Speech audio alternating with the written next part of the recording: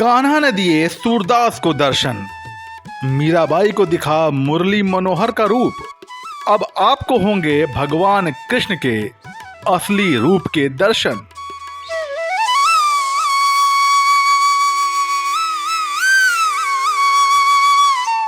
भगवान हर जगह मौजूद हैं, लेकिन सवाल ये उठता है कि वो दिखते कैसे हैं।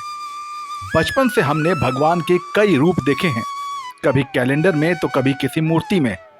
हर चित्रकार, हर मूर्तिकार ने अपनी अपनी कल्पना से कान्हा को एक नया रूप, एक नया आकार दिया है। लेकिन इन रूपों का आधार आखिर क्या है? आज हम आपको दिखाने वाले हैं कृष्ण का वो रूप जिसे उनका असली स्वरूप माना जा सकता है।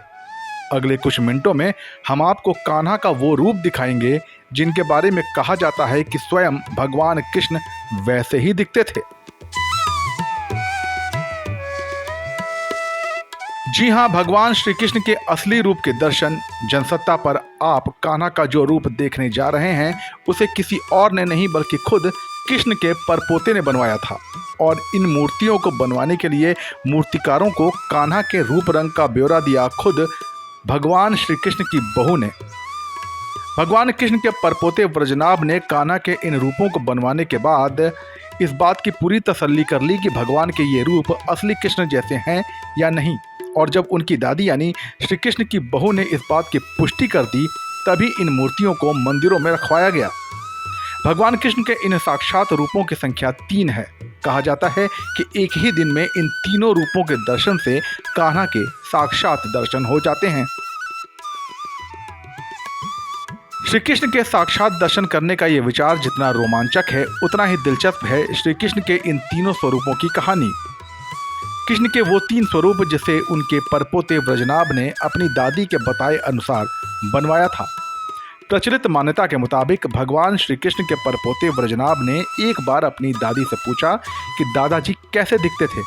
दादी ने व्रजनाभ से अपने ससुर भगवान श्री कृष्ण के रूप का पूरा ब्यौरा बताया और साझा किया। दादी के बताए ब्यौरे के अनुसार व्रजनाभ ने कान्हा की कई मूर्तियां तैयार करवाई। जब एक बार मूर्तियां बनाने का काम पूरा हो गया, तब व्रजनाभ ने अपनी दादी को ये सारी मूर्तियां दिखाईं। वो इस बात की पूरी तसल्ली कर लेना चाहते थे कि मूर्तियां हूबहू श्री कृष्ण के वास्तविक स्वरूप से मेल खाती भी हैं या नहीं। व्रजनाभ की दादी ने एक मूर्ति को देखते ही कहा कि इस मूर्ति के चरण यानी पैर हूबहू कान्हा जैसे हैं। ये मूर्ति भगवान के मदन मोहन स्वरूप के नाम से पहचानी गई। अगली मूर्ति को देखने के बाद कृष्ण की बहू ने अपने पोते से कहा कि इस मूर्ति की भुजा यानी हाथ और सीना एकदम तुम्हारे दादाजी जैसे हैं। भगवान का ये स्वरूप उनका गोपी कृष्ण रूप कहलाया।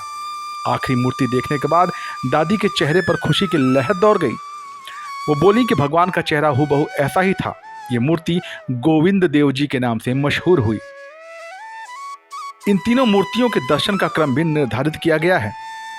पहले मदन मोहन, फिर गोपी कृष्ण और अंत में गोविंद देव जी।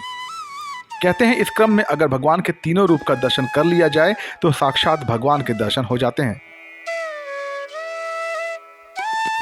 श्री कृष्ण की यह कथा आपको कैसी लगी हमें कमेंट सेक्शन में बताइए और ऐसी ही कथाओं के लिए बने रहिए जनसत्ता के साथ। नमस्कार।